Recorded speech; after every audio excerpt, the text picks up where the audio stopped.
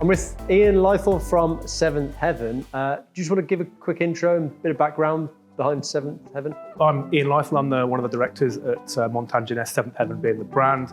We're a family-owned business, been around since the mid-1980s. Skincare manufacturer specialising in face masks, glaze, peel-offs, sheet masks within the facial skincare market. How many marketplaces do you sell on? Predominantly, we have an FBA relationship with Amazon, but we are looking to resurrect a vendor relationship with them as well. We launched eBay in November last year, so had quite a bit of a peak with Christmas because a lot of our lines are giftable, and then it's slowed down a little bit now, so we're kind of just doing a little bit of test and learning, putting new products, new bundles on there to kind of test the market. And then we have a little bit of business with some of the miracle marketplaces, and that's an avenue that we want to explore more. So for example, Tesco's are looking to come back into the space. We're not on the Boots one, and it's relatively low volume at the moment, but we're looking at the best way in which we can do that going forward. Now, you sell around the world, 90 different countries. Yeah. So I'm curious just to understand what does that look like from an operational perspective? In a number of markets, we use a distributor model. So that could be a buy-sell relationship, or it could be we manage some customers direct if they're of a certain size and scale, or we might utilise third-party logistics companies in those markets. We do like as much as we can to have a direct relationship with the customer, and the third-party distributors also like that as well. So it's a bit of a mixed approach depending on the market and how advanced that it is. Is there any advice you'd give to those guys who are looking to grow internationally?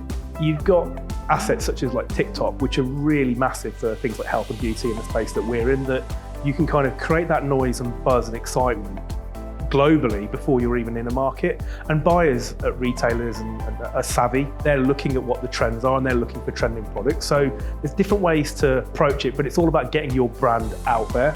There are of course networking companies that you can use that will introduce you to buyers.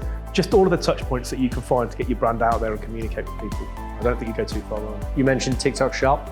Are you on TikTok Shop? We've dabbled, and it's on the plan for this year, because again, what TikTok gives you is an outlet to be able to launch your brand or product from day one, whereas someone like a Tesco or a Boots might have a range of you once or twice a year. So you're getting sales in relatively quickly. You're also building that demand from day one. And also, as I said earlier, the buyers are savvy. They're looking at what is trending and what they might want to bring to their category within their retailer, their shoppers, and TikTok can help you do that. So we can see TikTok as a vehicle to sell direct to consumer, but also to help us get into retail markets as well. A few years ago, it was about next day delivery, just speed of delivery. That's no longer the case. Consumers want free shipping, they want free returns. Is that possible for smaller businesses to build that into their model? Look, it can be. I think, we've all been there where you go through a transaction and then you kind of go, I've got to pay kind of a couple of quid for shipping.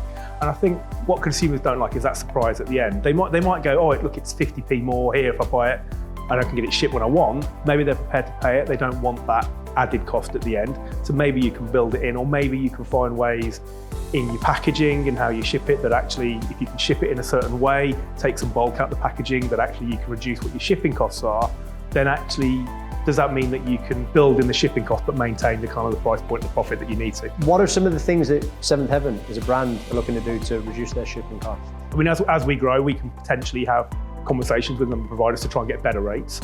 We're looking at, are there any other businesses in our local area where we can combine with to have volume? So we have one pickup location, but we're collecting all of the volume from 2 or 3 different businesses. But then really looking at our packaging and our bundle sizes. What's the maximum amount of facial masks that we might be able to get in for whatever that shipping cost is? Because I'd rather be in a situation where whatever I could kind of save on shipping costs, I can reinvest back into the brand in terms of advertising to attract new consumers. What is one piece of advice that you give to small but ambitious e-commerce retailers who are looking to grow? Look at what marketplaces are out there. Understand what do you want out of each one that you want to go on. What do you think it can deliver for you? And fundamentally understand all of the levers and the strategies that they have that can help grow your brand. So don't expect that you can just launch on Amazon and you're going to become a multi-millionaire with your brand. It's not going to happen. You really need to understand how do you target new consumers? How do you get that organic growth? How do you kind of retarget people that might have lapsed from your brand? And really just make your brand look good on those sites. One learning I would say is look at what the big players in your category are doing and try and repeat what they're doing, because they're doing it well.